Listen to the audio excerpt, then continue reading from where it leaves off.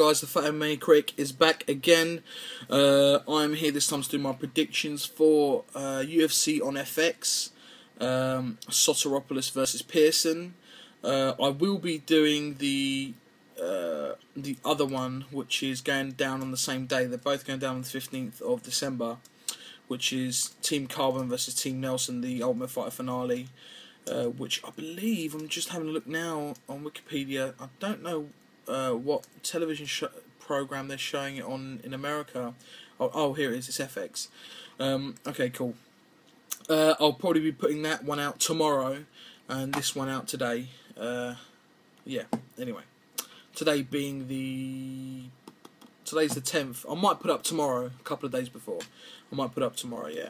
Depends on when, if I can have the time to do it. Anyway, just to let you know, the two people that are fighting for the, to win the actual Ultimate Fighters, I have no clue who they are because I haven't watched it. So I'm really just giving you a ballpark figure of what I think, just judging by the records and the people they've fought, who I think would win. It's pretty much a pick 'em. So yeah, don't take too much notice about those ones. Anyway. Fuck it, let's go. Let's start off in the preliminary portion of the card. We have Nick Penna versus Cody Donovan. I'm going for Nick Penna. Brendan Lorrigan versus Mike Wilkinson. These are obviously, most of these guys are guys that have been on that season. Like I said, I don't know. I'm going to pick Mike Wilkinson. Next fight is welterweight bout between Ben Alloway versus Manuel Rodriguez. I'm picking Manuel Rodriguez. Next fight, Mike Pierce versus Seth Baczynski. I'm picking Mike Pierce. The next fight is a light heavyweight bout between Igor Popajak versus Joey Beltran. And the last fight on the prelims was going to be quite an interesting fight between Hakran Diaz versus Chad Mendes, but unfortunately Hakran Diaz about 2 or 3 days ago pulled out due to an injury, shoulder injury. So that's pretty disappointing because I think Hakran could have knocked Chad out. But anyway, yeah, he's now fighting Yozin Meza, who, you know what, I don't even know who he is. Let's check him out. Let's check him out right now. Okay.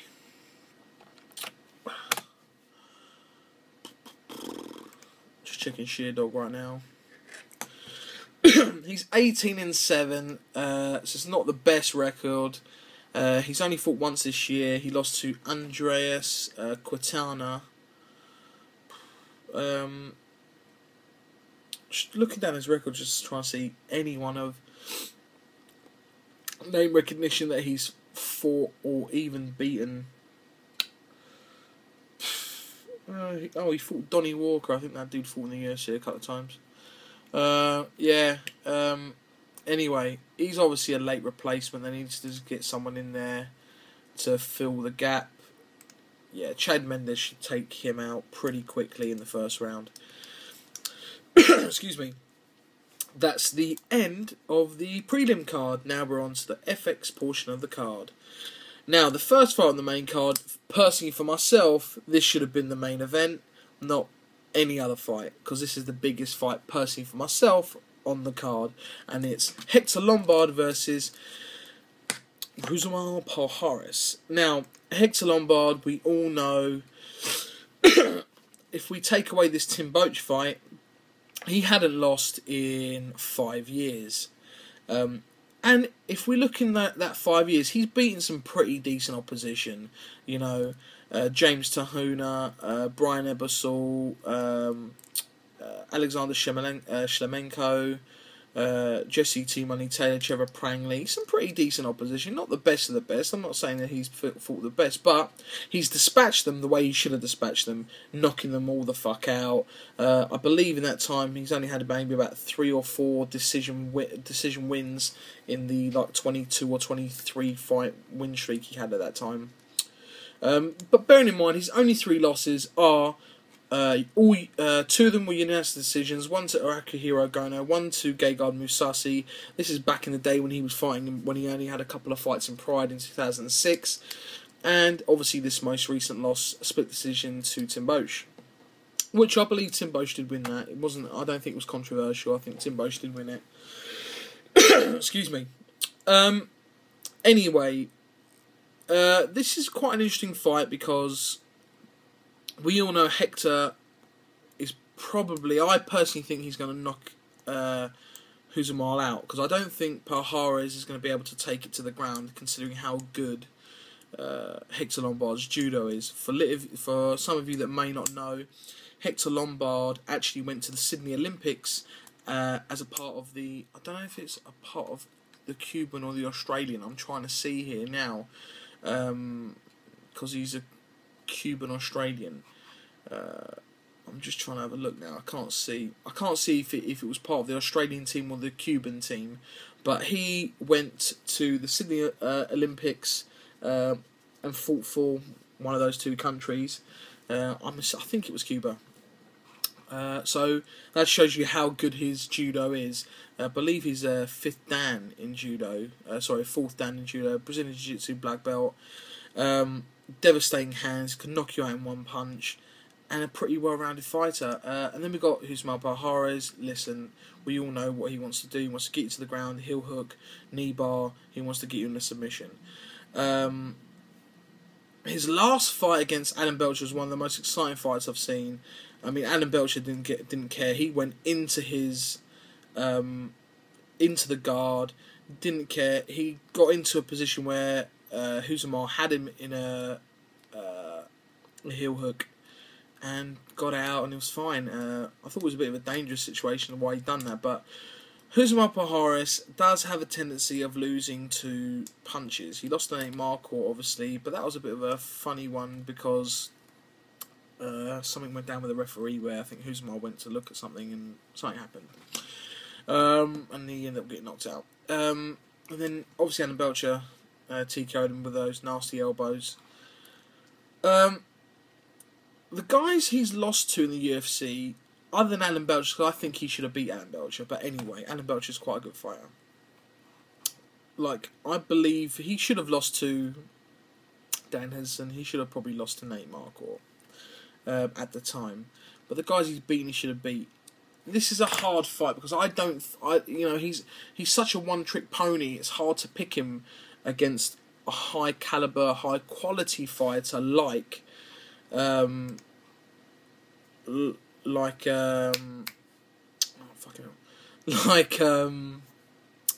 Lombard. But anyway, let's just go back to Hector. Hector, in my opinion, is going to steamroll through him. He should, and when I say he actually needs to do this, because I think if he doesn't, he actually is in danger of maybe even getting cut. And I say that, and a lot of people think, oh, you're talking shit. The reason why I say that is purely for the reason that a lot of the times the UFC will take a guy from, say, a promotion like Bellator, who have been dominating their ranks for a couple of years. And just like Jorge Santiago, lost 2 fights out of the UFC, was on a massive winning streak, had one of the most exciting fights against Masaki of the year, I think of 2009. Lost 2 fights, dropped him. They'll do that. They don't care. They're like, okay, go back to your other organisation. And I think they would throw him back to Bellator. I really believe that if he loses this fight to Pajarez, because he's too big to go down to 170, and he's not big enough to go to 205, even though he's had about 5 or 6 fights in his career at 205. But the guys he's fought at 205, he fought Joey Korozaki in 2010 at G-Force in Miami. Who the fuck's that? No name. He's fought Jay Silver at 190 pounds. He fought Trevor Prangley at 195 pounds. He's just... I don't think he's that big, but he's perfect for 185. Anyway, I need to wrap up this prediction. So my prediction is Hector Lombard knockout, probably round 1 or 2. Wow, that was like 6 minutes just talking like that. Anyway, don't worry, I'm gonna roll through these ones pretty fucking quick. Next fight is the light heavyweight bout. Is the lightweight bout between Colin Fletcher and Norman Park. Obviously, these are the two guys that have been on the Ultimate Fighter. I'm looking at Norman Park. His last win was this year against Jason Ball, who is he's pretty everywhere. He fights kickboxing. He'll fight professional boxing. He actually had a fight this year with Chris Eubank Jr. Got knocked the fuck out, I think, in the third round. He's on a 3-fight losing streak. Why the fuck am I keep talking about the guy's not even fighting? Anyway, this guy's not too bad. Colin Fletcher, 8-1. Opposition. Norman Park, on the other hand, he's 16-2. Quite a seasoned veteran of the sport. Been fighting now for about 8-9 years. 16-2. Not too bad opposition there, and he is a finisher. This guy, out of his 16 wins, has finished 15. It's 12 by submission, 3 by knockout. So my pick is probably going to be Norman Park. And I'm purely going on their records with these two. Some people put comments down saying, you don't know the sport, you don't know fuck all you do is go on Wikipedia and check. I'm on Wikipedia now, yeah. I'm looking at, obviously, the names of the people as I go down so I don't look like an idiot, so I can remember stuff. But, obviously, with people that I don't know and I haven't watched, I can purely only go on the records, the people they've beaten, and contrast the two. That's the only thing I can do. Anyway, my pick was Norman Park. Got to put that on hold for a second here, fellas. Anyway, I need to wrap this up now. Next fight is welterweight bout, which is the co-main event of the evening. Robert Whittaker versus Brad Scott. Brad Scott, 8-1 again. Hasn't really beaten anybody. Again, this guy's a finisher though. He's finished all of his 8, 3 submission, 5 by KO. And we go over to Robert Whittaker. He's 9-2. And again, this guy's finished all of his fights that he's won. So it looks like it should be a pretty exciting fight, because both these guys have finished every fight that they've ever fought, that they've ever won. Like I said, this is a pick'em. I'm going to go with the Australian. I'm going to go with Robert Whittaker. There you go. On to the main event of the evening. For me, this is pretty cut and dry. We've got Ross Pearson coming up from 145, who dropped... Wow, that's really loud. Who dropped from 145, from 155 to 145, and has had, I think, 2 fights or 3 fights at 145. 2 fights. And now it's coming back up to 155 to fight George Sotiropoulos. So it's a strange one here. And we've got George Sotiropoulos, who went on a tear. I'll tell you, he won... From his first ever fight in the UFC, which was back in December 2007, he won 7. He won 7 in a row, beating guys like George Roop, Joe Stevenson, Jason Dent, Kurt Pellegrino, Joe Lozon. So some pretty top competition up in there with Kurt Pellegrino, Joe Lozon, Joe Stevenson. And he's currently on a 2-fight losing streak all last year. This is his first fight this year, losing to Dennis Seaver and Rafael dos Anjos. Not bad names to lose to, but he's kind of in desperate need of a win here, because if he loses to a guy that's been fighting now at 145, it's not really a fantastic look. I would probably go... I'm personally going with George Sotiropoulos, because I think he's just a bit too more well-rounded than Ross Pearson. His ground game's too strong. He's got a real good ground game. He's going to be longer, he's going to have more reach, he's going to be the bigger guy. So yeah, I'm going with George Sotiropoulos. I've got 50 seconds left, so I can't really go over that.